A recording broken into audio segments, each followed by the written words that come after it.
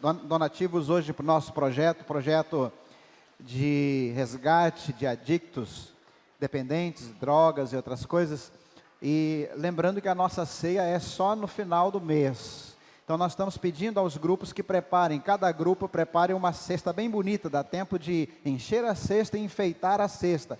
Então elas serão colocadas aqui e a gente vai fazer aquele momento de comunhão gostoso no último domingo de abril, ok? Mas os irmãos que trouxeram não tem problema, será muito bem utilizado.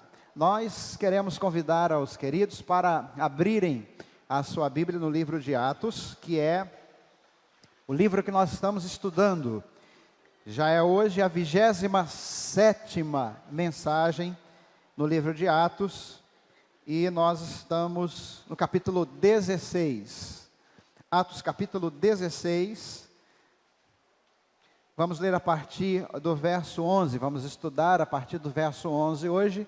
A proposta era terminarmos todo o capítulo 16 hoje, mas creio que não será possível, porque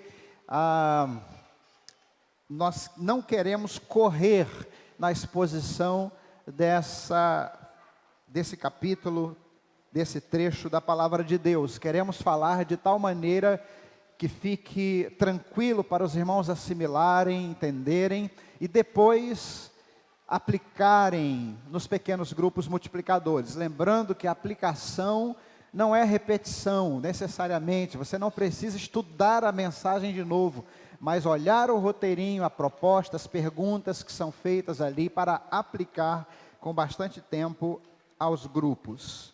Meus irmãos, nós terminamos na semana passada vendo as barreiras que o apóstolo Paulo começou a enfrentar, tão logo se propôs a refazer o percurso que fizeram na primeira viagem missionária. Dificuldades pessoais com Barnabé, dificuldades culturais e religiosas com os judeus, dificuldades com os adversários em geral, dificuldades inclusive consigo mesmo, como entender o direcionamento de Deus para a sua vida, a voz do Espírito Santo.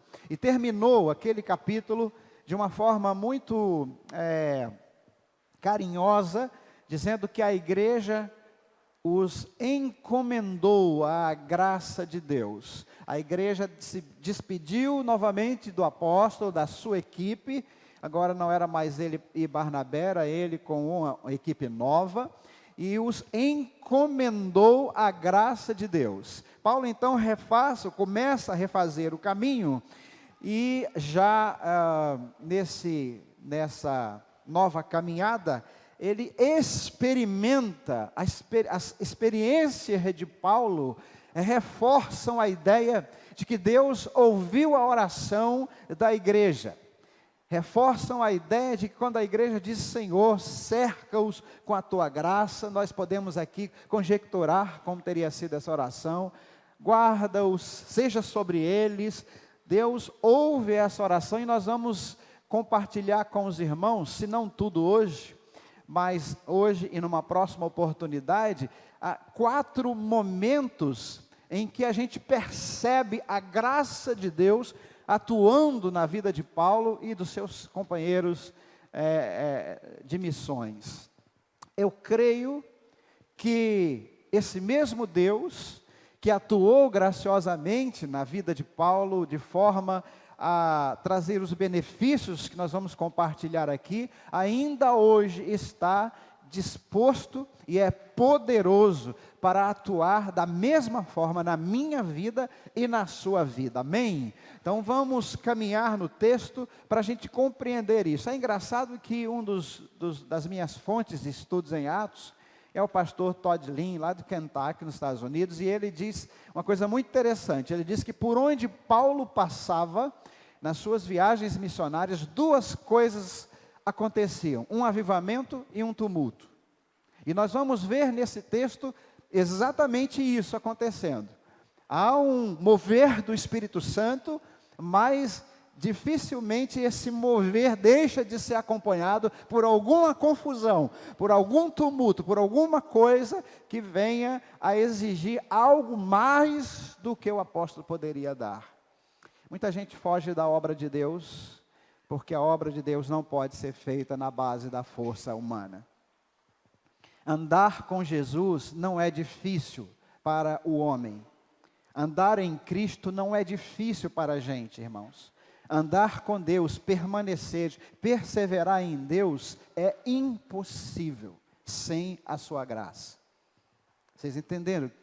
Não é possível ter força de caráter, ter fé suficiente, ter condições pessoais suficientes para permanecer em Cristo, para andar com Deus, se não for pela sua misericórdia e pela sua graça.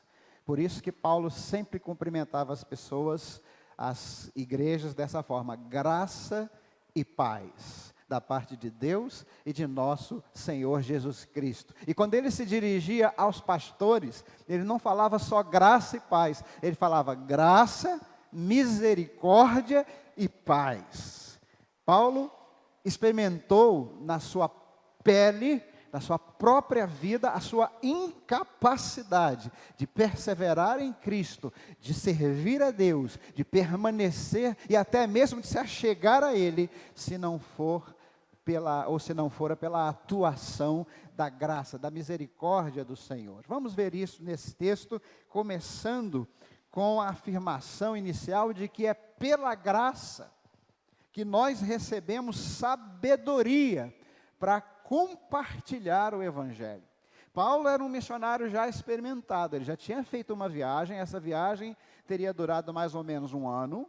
Um ano no campo é uma experiência maravilhosa, é uma experiência tremenda. Eu já tive experiência, por exemplo, de passar um mês no campo missionário.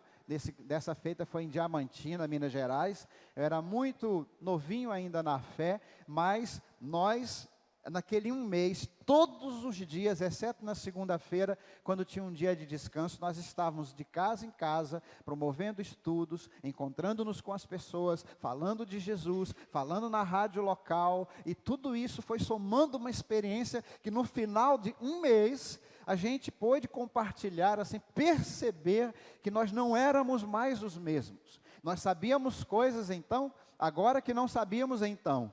Nós conhecemos e tivemos experiências que nunca tínhamos pensado. Nós vimos pessoas se dobrarem aos pés de Jesus milagrosamente, de uma maneira inesperada. Nós também vimos pessoas rejeitarem a Jesus e dizerem que iam chamar alguém para nos ouvir, e quando a pessoa entrava, fechava a porta e saía um cachorro enorme atrás de nós, e nós tínhamos que sair correndo pelas ruas. Tivemos experiências as mais diversas, sofremos grandes tristezas, oramos e choramos por almas, por pessoas que fechavam as portas das suas casas e dos seus corações para Jesus, mas nos alegramos sobremaneira por pessoas que compreenderam a fé. Pessoalmente, uma coisa que me marcou muito, foi quando eu estive com uma senhora de quase 80 anos, ela era bem idosa, e ela estava sozinha em casa, mas ela aceitou o estudo. A outra equipe passou perguntando quem aceitava o estudo, e depois vinha uma equipe ministrando os estudos.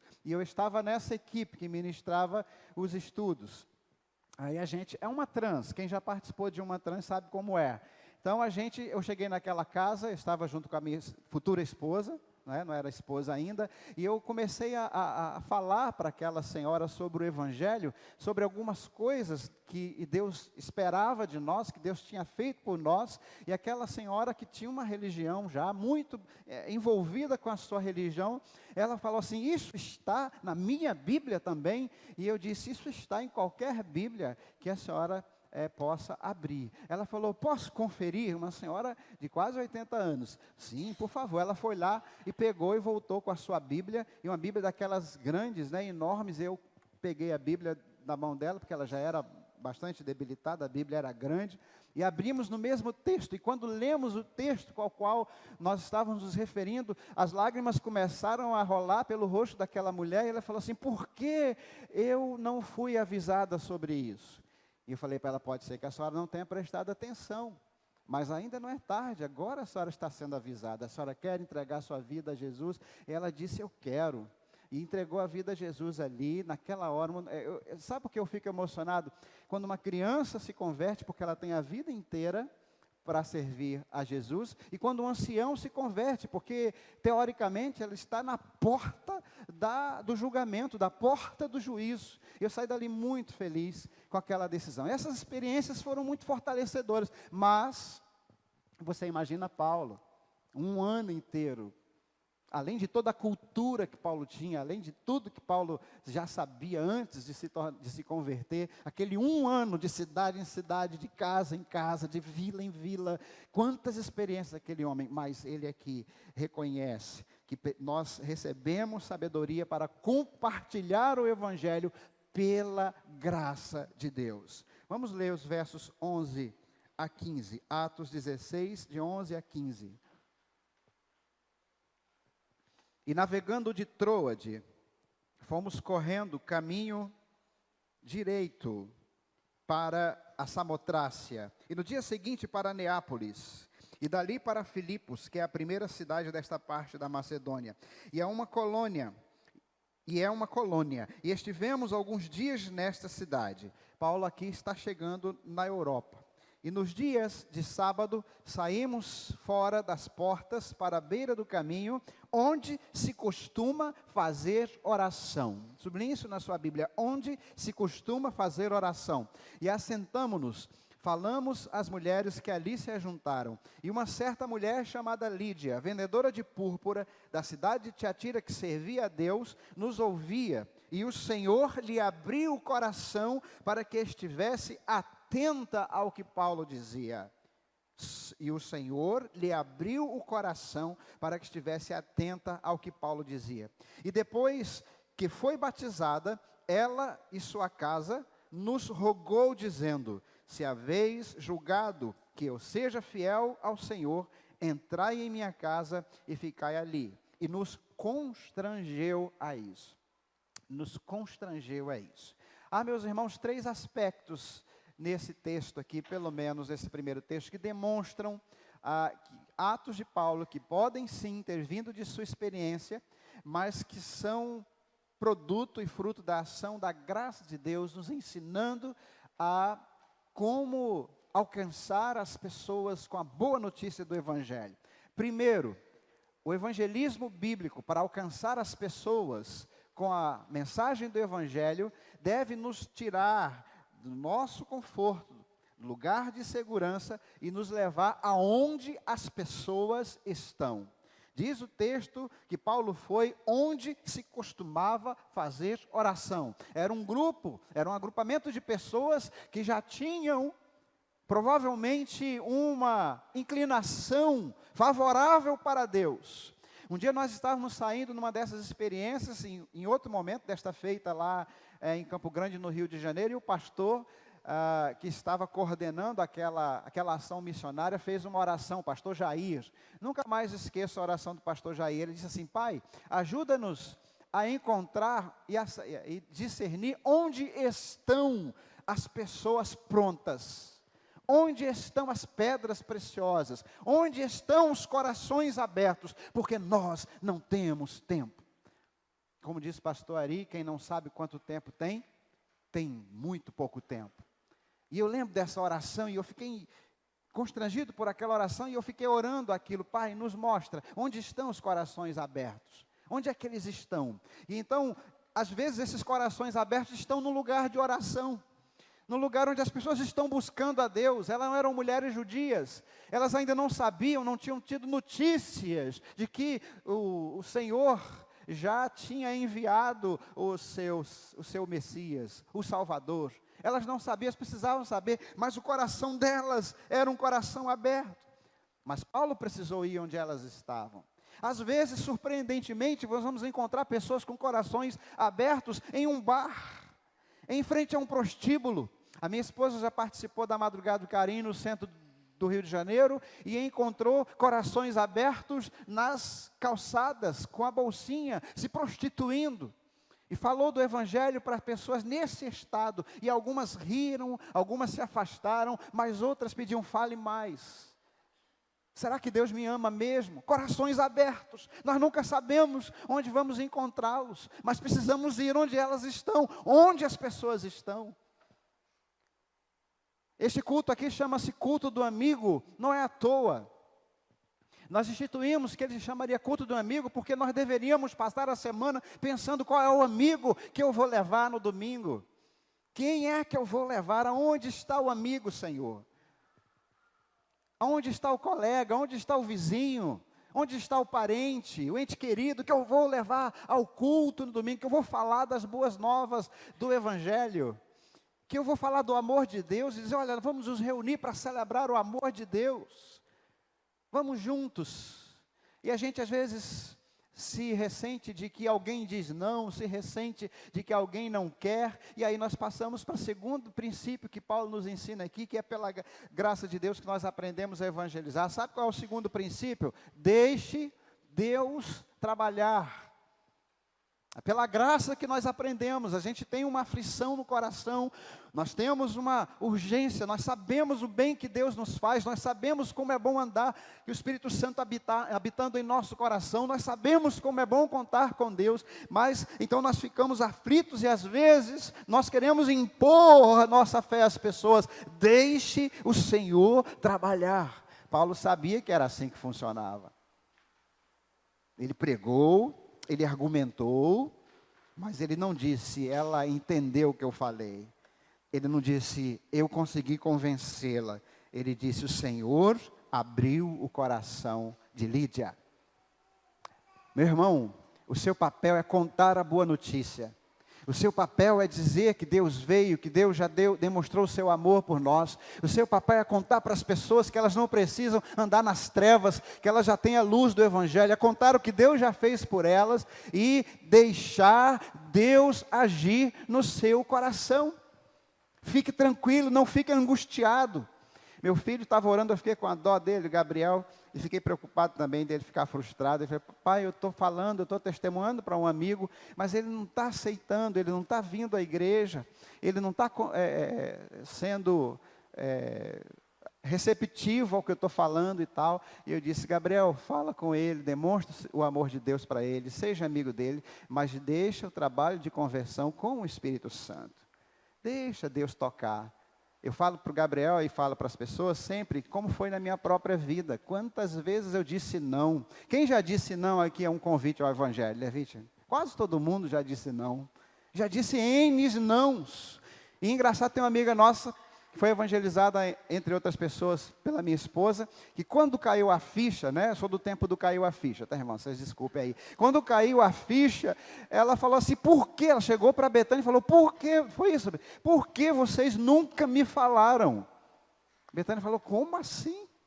Eu já falei para você, lembra daquele dia, tal, lembra daquele outro dia, lembra daquela outra situação? Ela falou, meu Deus, eu estava cega, surda, realmente eu não me lembrava. Veja como é que funciona as coisas. Às vezes você não vai colher o fruto daquela pessoa a quem você está pregando. Ela vai se converter em outra igreja, em outro lugar, com outro pastor, com outro crente, mas não importa. Deus sabe o trabalho. Deixa Ele agir. Mas Ele também vai deixar que alguns frutos sejam vistos e percebidos por você, para que você tenha essa alegria incomparável de ver alguém nascer de novo bem na sua frente. A terceira coisa que a gente aprende aqui sobre evangelismo, e que só a graça pode nos ensinar, é que nós devemos não só levar a pessoa a compreender a mensagem, mas nós devemos ensiná-la a como andar com Jesus, a obedecer a Jesus.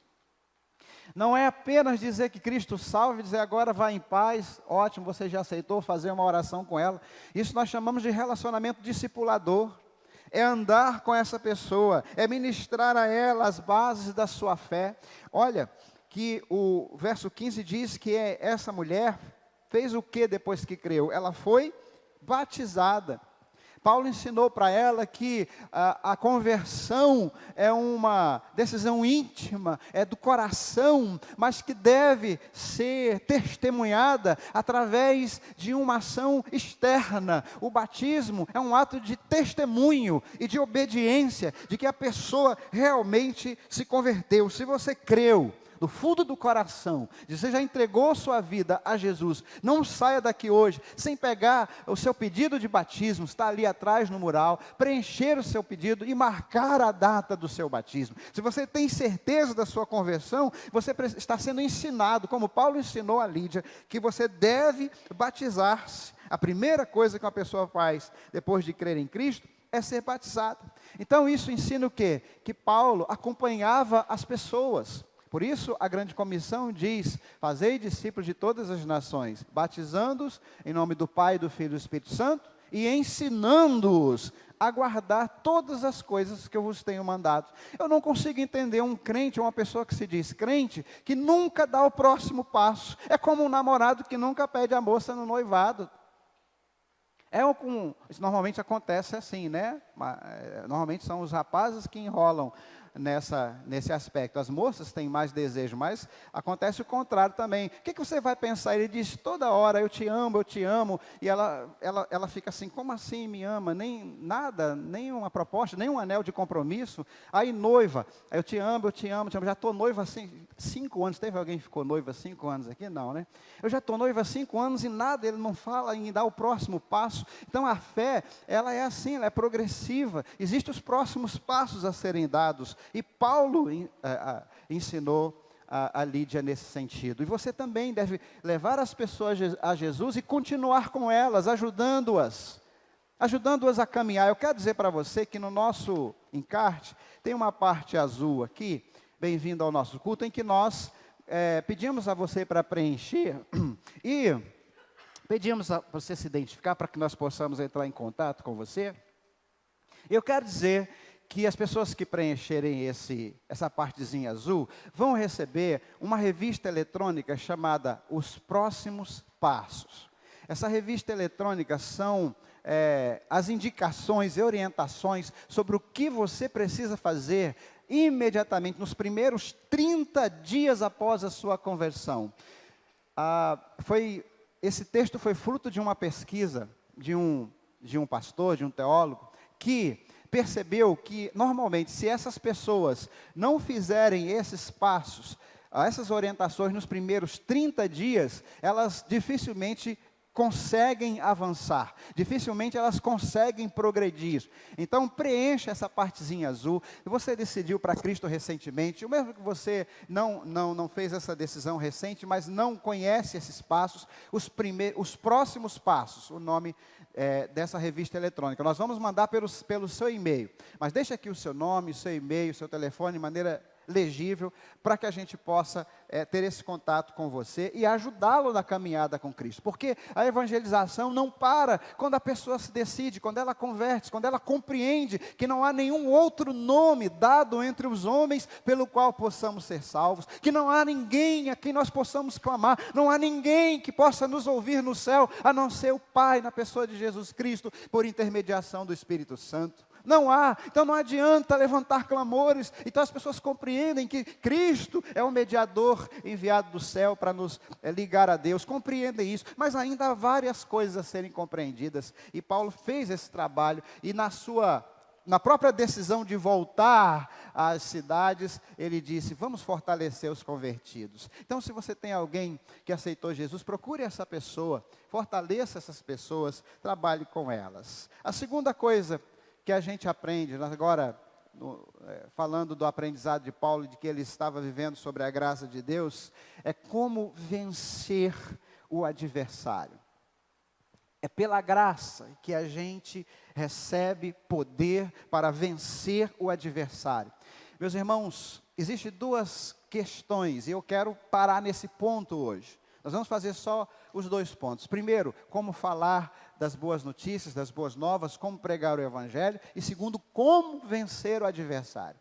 Nós dissemos no começo que por onde Paulo passava acontecia 2 coisas, um avivamento e qual foi a palavra que eu usei? E um tumulto, não é? Um avivamento e um tumulto. Agora é a hora do tumulto.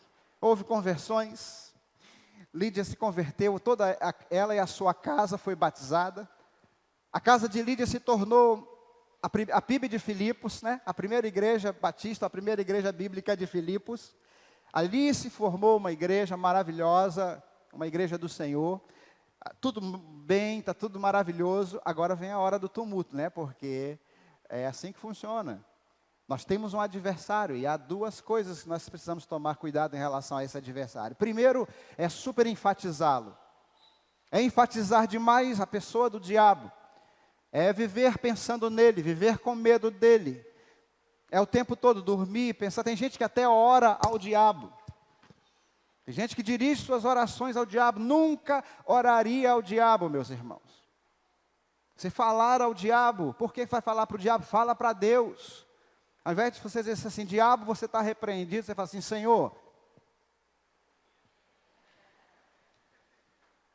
o que eu tenho?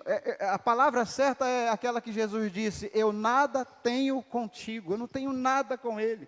Minha conversa, o meu papo é com o Senhor, é com o Criador. Ela disse, então, super enfatizar, o diabo nunca foi nada além de criatura, lembre-se disso. O outro erro é negligenciá-lo. É viver como ele se não existisse. É facilitar o trabalho dele, negligenciando o fato de que ele detesta os crentes, de que ele quer atrapalhar o trabalho do Senhor, e que se ele puder, ele vai fazer isso. Eu falo lá com o pessoal do projeto que a coisa funciona mais ou menos assim. A gente entra com a brecha e o diabo entra com a cunha. Você conhece essa expressão, cunha? Não é? A brecha lá na madeira, tem uma rachadura, você bota um pedaço de madeira ali, bate naquele pedaço de madeira e a madeira se parte. Então a gente entra com a brecha, o diabo olha a brecha e fala, é ali que eu vou trabalhar. Então você não pode super enfatizar, não pode dar a ele o ibope que ele não tem, não pode dar a ele o status que ele não tem. O diabo não é um Deus concorrendo com outro Deus, não existe um Deus do bem e um Deus do mal. Deus é o único Criador, Senhor, sustentador de todas as coisas. O diabo é criatura, nada mais criatura, uma criatura rebelada, sobre o qual nós recebemos autoridade pelo nome do Senhor Jesus. O nome do Senhor Jesus. Mas também nós não podemos brincar. Nós não podemos facilitar, nós não podemos estar fazendo com que o trabalho dele se torne um trabalho que tenha êxito, muito pelo contrário. Nesse texto, continuação dele, nós aprendemos algumas coisas sobre essa questão. Vamos ler de 16 a 24. E aconteceu que, indo nós à oração, nos saiu ao encontro uma jovem que tinha espírito de adivinhação, a qual, adivinhando, dava grande lucro aos seus senhores. Antes de continuar, sublinha aí a palavra, indo nós à oração. Às vezes, nós, por negligenciarmos o papel do inimigo, ou por estarmos tão tranquilos, pensando, eu sou crente, o diabo não me toca, e eu creio nisso, eu creio que eu na presença do Senhor, não posso ser tocado pelo inimigo, mas é igualmente verdade que o inimigo está à espreita, diz o texto, buscando a quem possa tragar. E nós vivemos descansados na nossa vida, sem o fortalecimento da oração. Nós vivemos, a maioria absoluta dos crentes, você que está me escutando, ouvindo a palavra de Deus, seja aqui, seja em qualquer lugar do Brasil ou do mundo, quando nós não buscamos a Deus em oração, quando isso não é um hábito em nossa vida, nós estamos entrando com a brecha.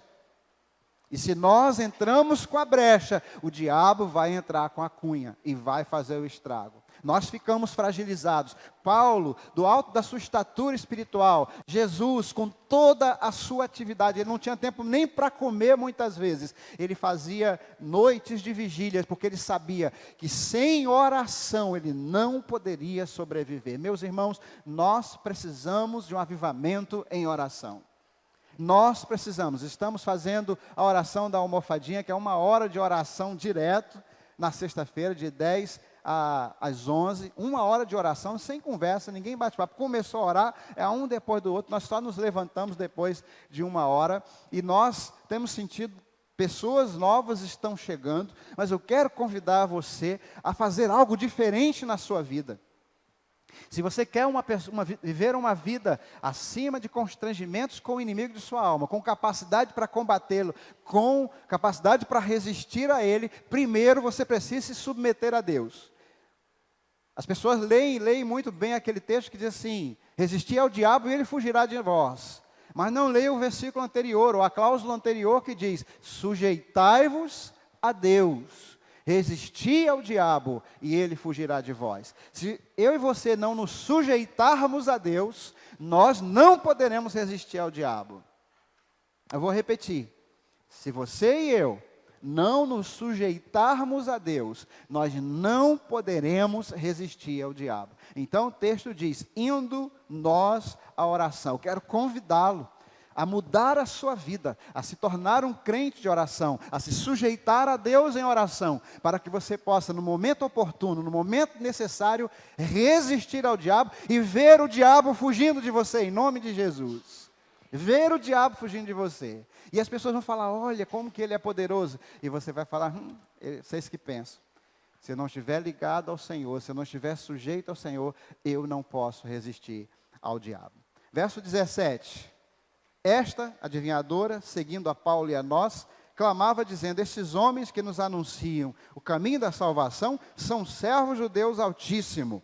E isto fez ela por muitos dias. Mas Paulo, já perturbado, se fosse na linguagem, tem umas linguagens de hoje assim, e Paulo, bolado, voltou-se e disse ao espírito mau: em nome de Jesus Cristo te mando que saias dela. E na mesma hora saiu.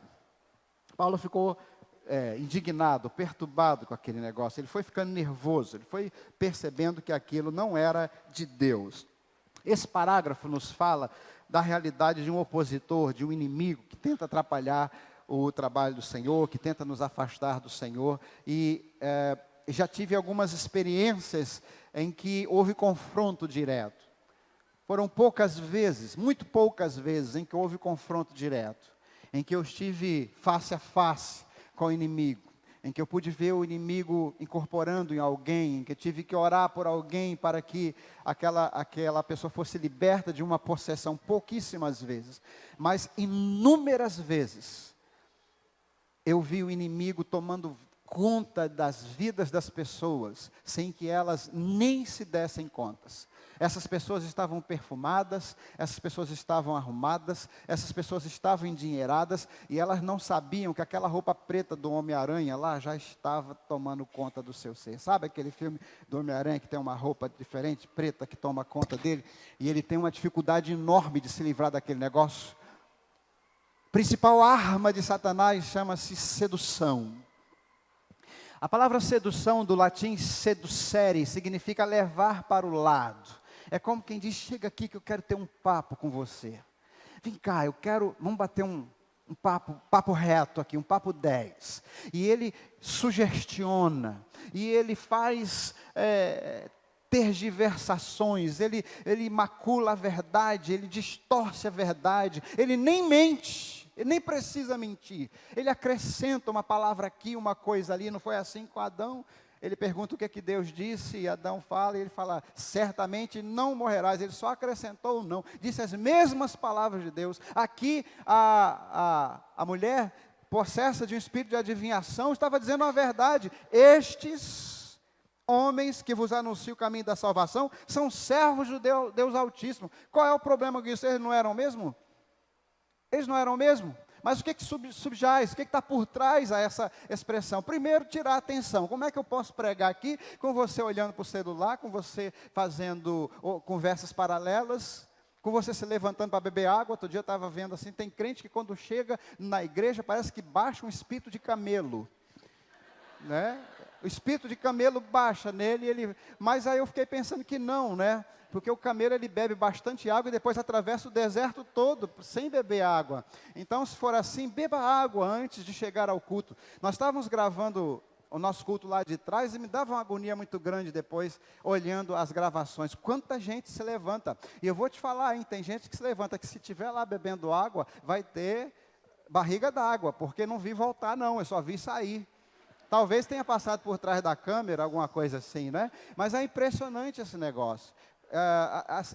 As nossas atitudes desviam nosso movimento, não é? Se nós ajudamos ou prejudicamos a pregação do Evangelho. Agora imagina você estar lá e tem um bêbado, né? Está pregando e tem um bêbado, é verdade, o que ele está falando é verdade, isso é real, né? Um dia eu estava pregando em Minas Gerais, entrou um jegue, bem no meio da congregação, assim, no corredor, um corredor como esse, e o jegue entrou e os irmãos ficaram olhando um para o outro, estava no meio da pregação, e eu falei assim, irmão, o que a gente faz com esse jegue? Alguém tenta tirar, mas você já viu um jegue empacado para tirar ele do lugar? Não tem, é difícil demais. Acabou com a mensagem.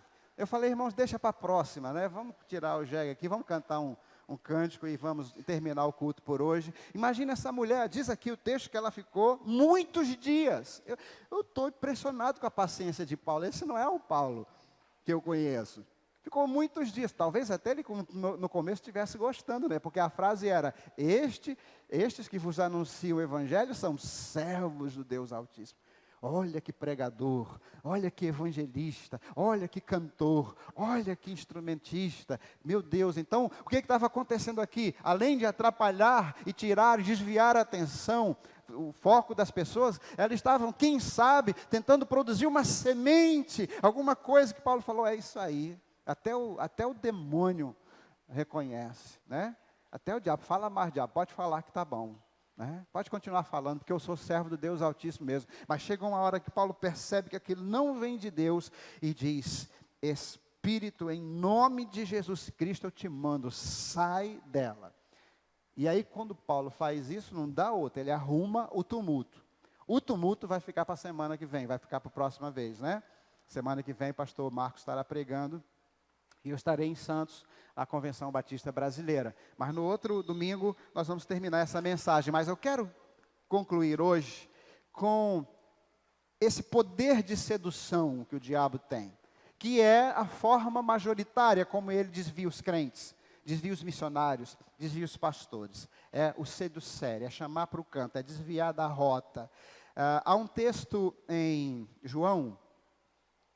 Eu queria que você abrisse lá, por favor. 1 João, na verdade, 1 João 2,16. 1 João 2,16. Lá no finalzinho da Bíblia. Quem achou, diga, Escola Bíblica Discipuladora. Sábado, 18 horas. Ouviu? Você que não achou?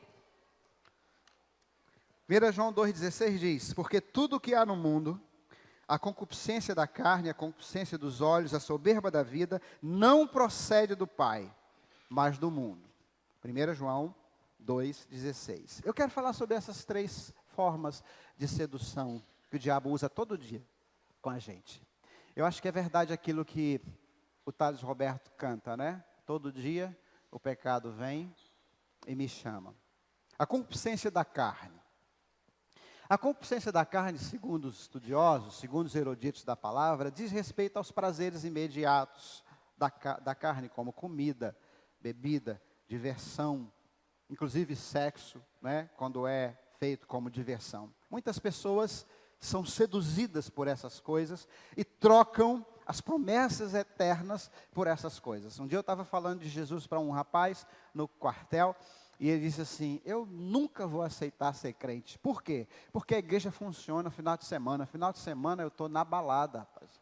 Você acha que eu vou largar aquele momento de diversão que eu tenho, de lazer, de extravasar os meus desejos para ir para a igreja, rapaz? Vê se tem cabimento um negócio desse. Você é um cara preso lá na igreja, eu perguntei para ele, preso? Eu?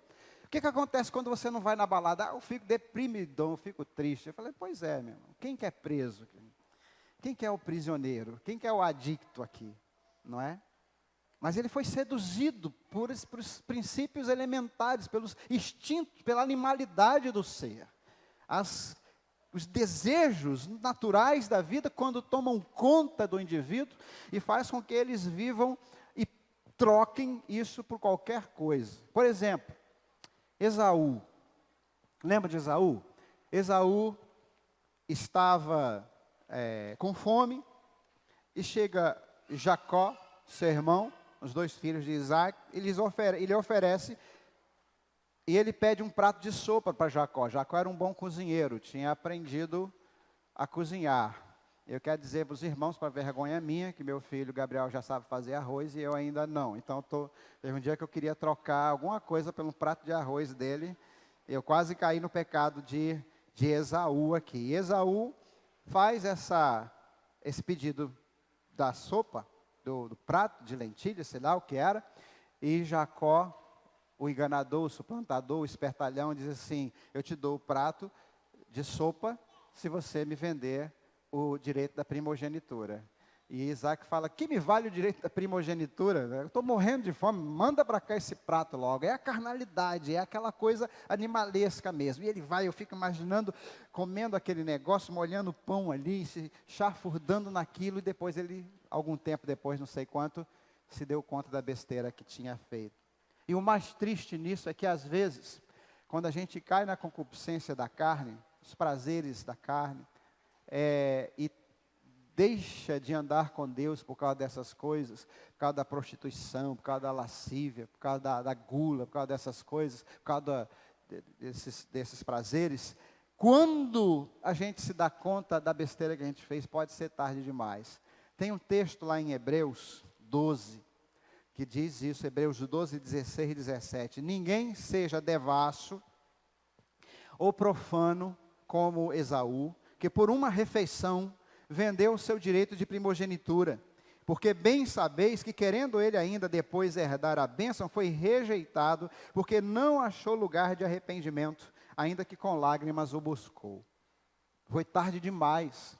Esse texto faz a gente pensar, ou melhor, a gente quando lê esse texto, pode ser levado a pensar, de que quem não achou lugar de arrependimento foi Esaú. Mas Esaú estava aqui arrependido, ele caiu em si, ele teve consciência do erro.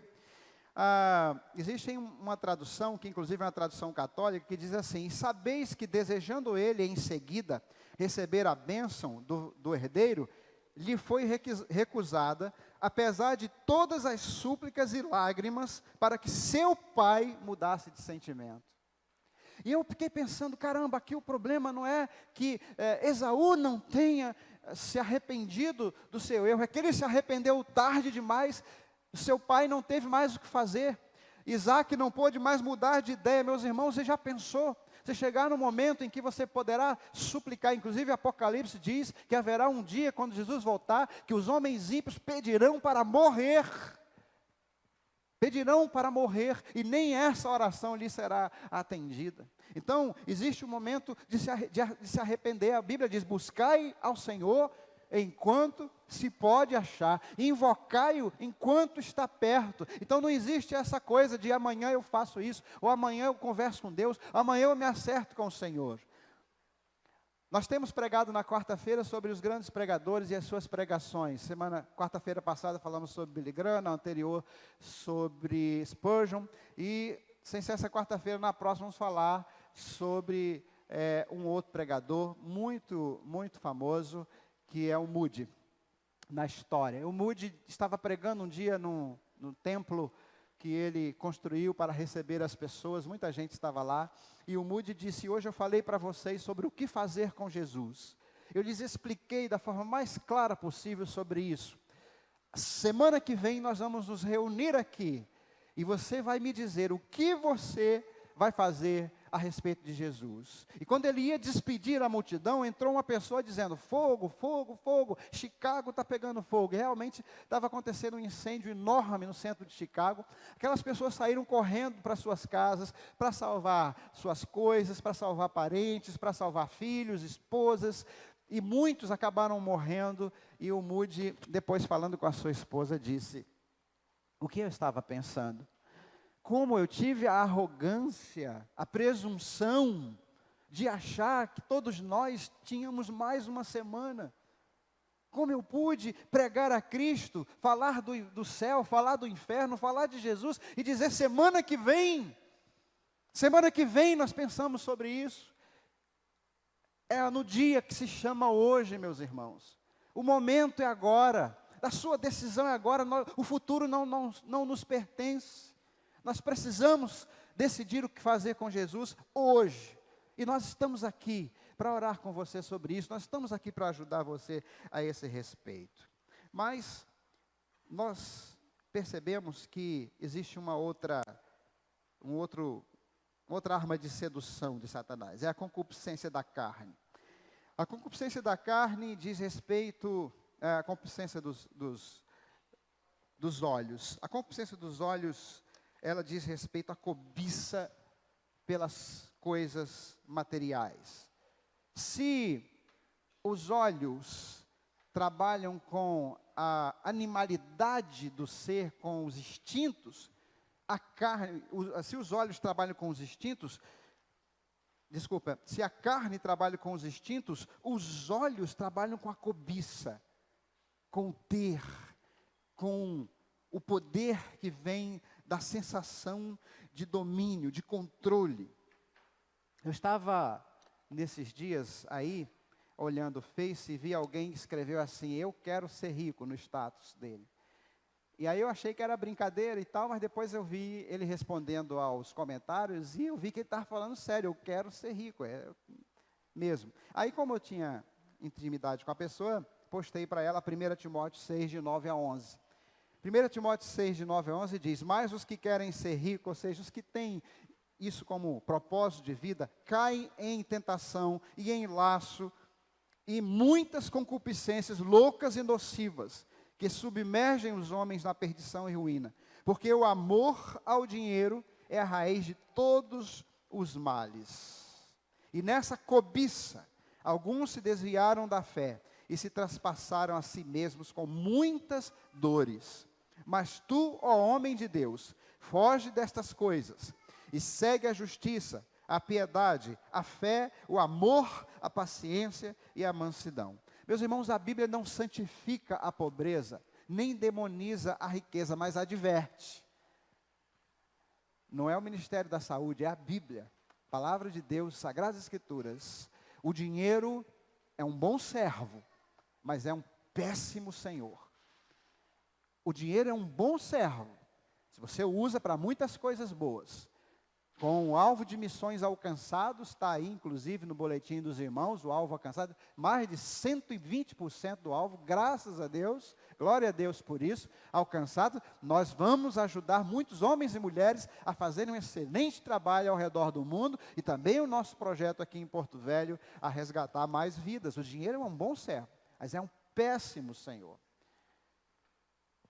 Quando uma coisa começa a ditar a regra da sua vida, quando o dinheiro, algum objeto, um bem, começa a determinar a sua agenda, não é você que tem a coisa, é a coisa que tem você.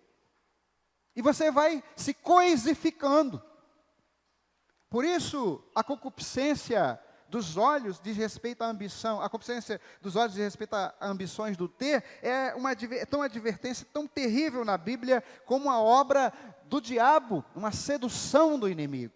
Mas há uma terceira arma de sedução do inimigo, que é chamado aqui de a soberba da vida. A soberba da vida diz respeito às ambições não do ter também, mas do ser. É a busca pelo reconhecimento, a supremacia e os frutos nefastos produzidos por essa vaidade. Há um filme cujo título é Advogado do Diabo, não sei quantos viram, e diz assim, aquele personagem, aquele homem que personifica o diabo, ele diz: vaidade, o meu pecado predileto, a soberba da vida. Meus irmãos, em Marcos capítulo 9, quando Jesus chega a Cafarnaum, no versículo 33, ele pergunta aos seus discípulos: vocês estavam discutindo sobre o que pelo caminho? Marcos capítulo 9, a partir do versículo 33. O que vocês estavam discutindo? E eles ficaram, obviamente, sem graça, né? Eu imagino quanto eles ficaram sem graça. Na verdade, diz o texto que eles se calaram, não responderam, porque pelo caminho tinham disputado entre si qual era o maior. E mesmo que eles não disseram a Jesus, Jesus o chamou, porque sabia muito bem o que estava acontecendo. Chamou os 12, não chamou só aqueles, porque ele sabia que a soberba da vida atinge a todos, e disse assim: se alguém quiser ser o derradeiro, se alguém quiser ser o primeiro, será o derradeiro e servo de todos. Essa advertência de Jesus, que fala sobre a concupiscência dos olhos, concupiscência da carne e a soberba da vida, são as armas de sedução com a qual o inimigo todos os dias leva milhares de pessoas para longe de suas famílias, para longe dos seus cônjuges, para longe de suas igrejas e para longe de Deus. Ele tem tido muito mais êxito, ele tem conseguido muito mais frutos, seduzindo as pessoas, do que partindo para o confronto direto com elas. Eu queria convidá-lo a baixar a cabeça nesse instante. Vamos pensar um pouco sobre isso em oração. Depois nós continuamos esta mensagem.